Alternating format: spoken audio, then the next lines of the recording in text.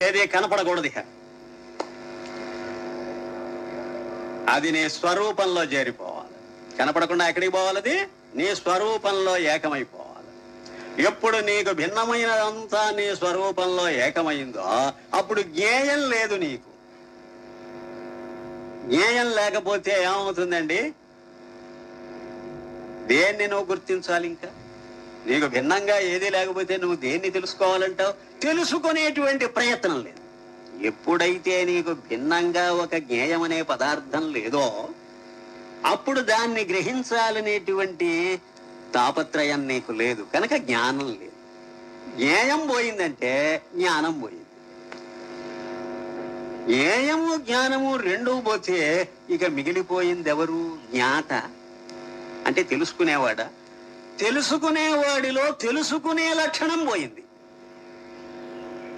అనగా జ్ఞాతృత్వం పోయింది. పోతే ఏది మిగిలిందంటారు?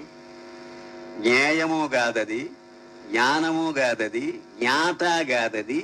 మూడు కాకుండా ఏది మిగిలిపోవాలో అది మిగిలిపోయింది. ఏది మిగిలిపోయిందండి? నాకు నేను మిగిలిపోయా. ఆ మాట అనుకోవాలి.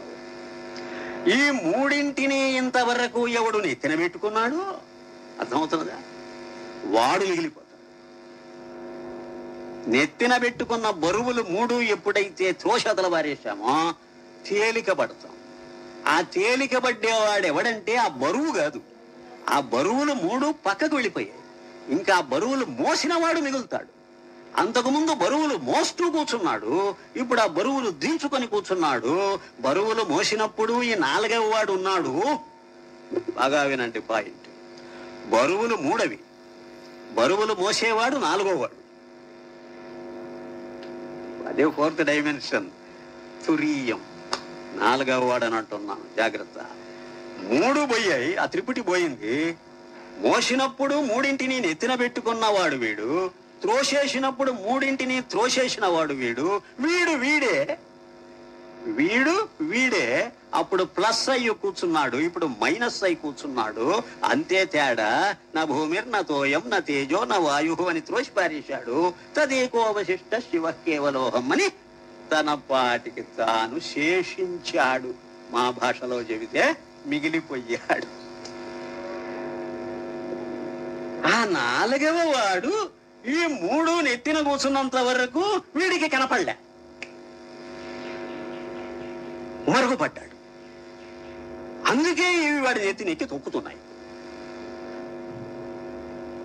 ఇప్పుడు ఆ మూడింటిని దోషదల బారేశాడు. తన స్వరూపం తనకు గుర్తొచ్చింది. ఆ మూడేమైపోయాయి? ఆ మూడు స్వరూపంలో లయమైపోయాయి. త్రిపుటి స్వరూపంలో సంపుటీకృతమైపోయింది.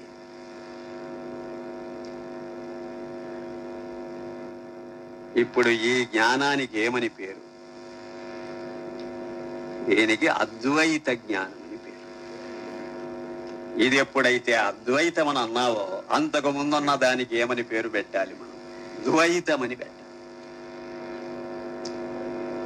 ద్వైతం అంటే ఏమిటో తెలిసిందా? ఇప్పుడు లోక జ్ఞానం దగ్గర నుంచి బ్రహ్మజ్ఞానం వరకు ద్వైత జ్ఞానం. పోతే త్రిపుటి లయం చేసుకొని కూర్చున్న జ్ఞానం ఏదో అది అద్వైత జ్ఞానం.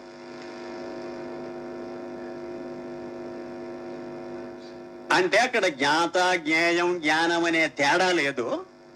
మూడు కలిసి జ్ఞాతైనా నేనే, జ్ఞేయమైనా నేనే, జ్ఞానమైనా నేనే అనే బ్రహ్మాండమైనటువంటి అఖండమైన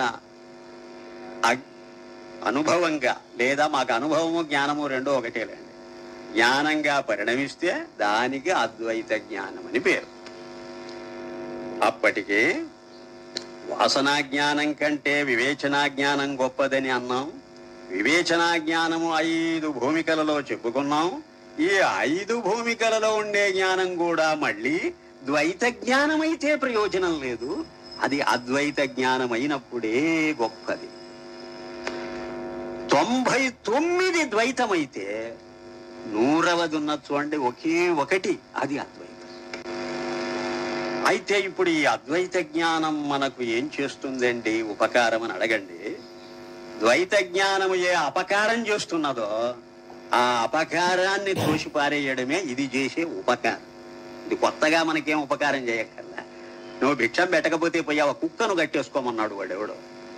అలాగే ఈ కుక్క ఉన్నదే ఈ ద్వైత జ్ఞానం అనే కుక్క, ఈ కుక్కను కట్టేసుకోండి మహానుభావ, అదే అద్వైత జ్ఞానం. అంటే అర్థం త్రిపుటి లయమైపోవడమే మాకు క్షేమం. ఇది సమస్యను కల్పించి మనం ప్రాణం తీస్తుంటే అది సమస్యకు పూర్తి పరిష్కారం చేస్తుంది. ఎలాగా? ఇక ఏమిటి అనే ప్రశ్న ఇక్కడికి ఆగిపోయింది. దానికే నిరాకాంక్షమని పేరు పెట్టారు భగవత్పాదులు. దీనికి ఆకాంక్ష ఉంటుంది, వాట్ నెక్స్ట్ వాట్ నెక్స్ట్ అనే ప్రశ్న ఉంటుంది. అది ఆకాంక్ష. అంటే ఆ ఆకాంక్ష ఎగిరిపోయింది.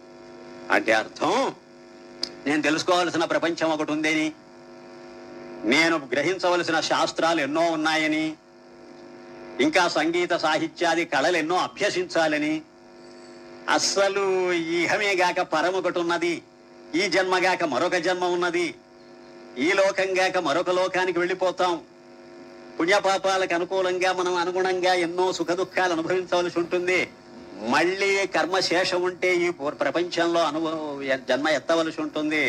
ఇలాంటి భావాలు ధర్మం చెబుతున్నదే, అదే మతం చెప్పే మాట. ఇదంతా సమస్య. ఇంకా నువ్వు దూరం పోయి బ్రహ్మజ్ఞానం సంపాదించాలని సంతోషిస్తున్నావే, ఆ పరమాత్మ ఎక్కడో ఉన్నాడు, నేను జీవుణ్ణి, నేను ఎప్పటికైనా ఇదిగో ఈ ధ్యానం చేసో లేకపోతే ఈ భక్తి మార్గంలోనో ఆయన పట్టుకుంటే ధన్యుణ్ణైపోతాను, నాకు సాయుధ్యం ఇస్తాడు, ఆయన ఇస్తాడట కొత్తగా మనకు అని ఇలా కలగంటున్నావే, ఇదంతా కూడా సమస్య. కనుక ఇప్పుడు ఈ సమస్య ఒక్క క్షణంలో ఎగిరిపోవాలి అంటే అంతా నా స్వరూపమేననేటువంటి జ్ఞానము సంపాదిస్తే తప్ప విడిచి, నా స్వరూపం ఇంతవరకే, మిగతాదంతా నా స్వరూపం కాదు అనేటువంటి ద్వైత బుద్ధి నీకున్నంత వరకు నీకు ఏ మాత్రము పరిష్కారం లేదు నీ సమస్యకో తెలుసుకో. ప్రతిదీ సమస్యే. ఈ కేవలం లోకజ్ఞానమే సమస్య అనుకోకండి. నేను మాటి మాటికే చెబుతున్నా, ఎందుకో బాగా ఆలోచించండి. కొన్ని అపోహలున్నాయి మీకు, అందుకని చెబుతున్నాను. మతం మనల్ని ఉద్ధరిస్తుంది అనుకుంటున్నారు, అది కూడా సమస్యే. అధ్యాత్మ విద్య ఉద్ధరిస్తుంది అనుకుంటున్నారు, అది మీరు పరోక్షంగా పరమాత్మను అన్యంగా చూస్తున్నంత వరకు సమస్యే. ఈ జిడ్డు పోగొట్టుకోండి మీరు ముందు. కనుక ఇదంతా సమస్య. ఈ మొత్తం సమస్య ఎగిరిపోవాలంటే ద్వైత రూపంగా ఏది సాధించినా లాభం లేదు. అద్వైత జ్ఞానం అంటే అద్వైత జ్ఞానమే 100కి 100 పాళ్ళు. అలాంటి అద్వైత జ్ఞానము సంపాదిస్తేనే సమస్య నిర్మూలమైపోతుంది. మంచిది.